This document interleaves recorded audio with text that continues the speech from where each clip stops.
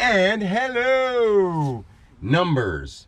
From num into being, be, expressed into reoccurrence. Numbers. From num to a body of energy reoccurring. Number 0 that we don't write down. Out of it, we pull a 1. We pull a 2, 3, 4, 5, 6, 7, 8, 9. Wrap that up. 10. Why is this on this side? Because we already took a 1 out of this guy. 0, 1. So when we get to 9, we wrap it up with a 0 that we didn't see before. Now we have a 0, and we have another 1. Intense, isn't it? So then from there, you get another 1 out of this 0. But you have to put a 1 next to it also. But also out of this 0 we didn't see, if we go that way, we have to take a 1 out of it. So that makes sense. So we're taking a 1 out of nothing. So then we have that other 1, 2, all the way up to 20, which is the second that we took out of nothing. So we put that there. The 0 was first.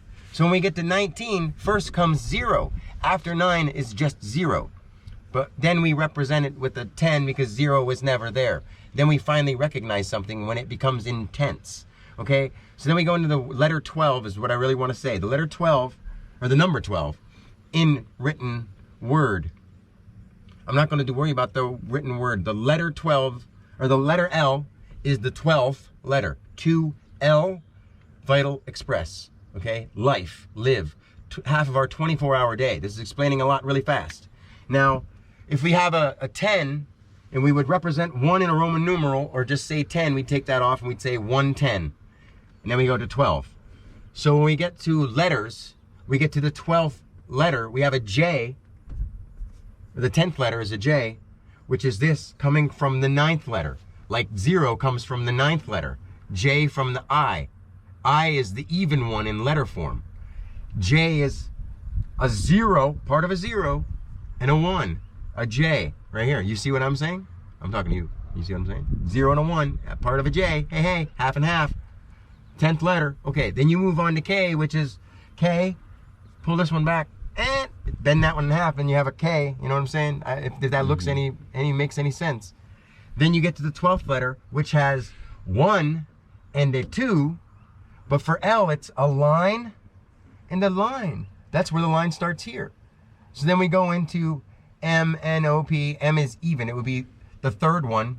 We don't write that on here. We have 3 lines this way. Then when we get to R, it's halfway up our 24, in time. And the R is right here. The R is right here. And if you have a capital R, it's right here. See what I'm saying? 18 is halfway up the line. R.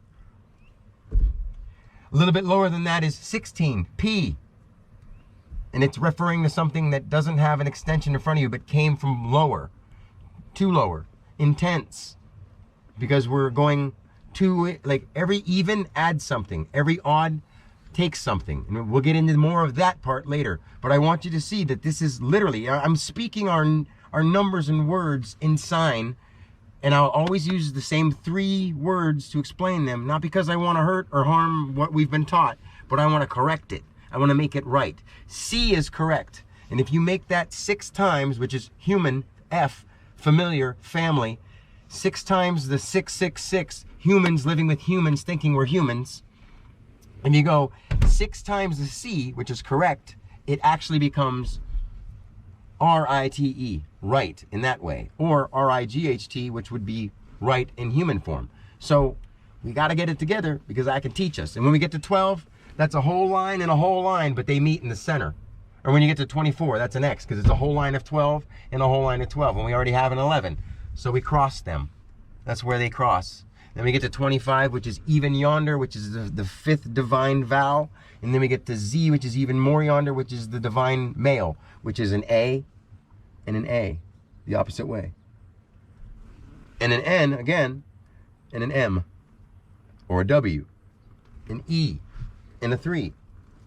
Hey, come this way. I'll teach you. That's it for today. Peace.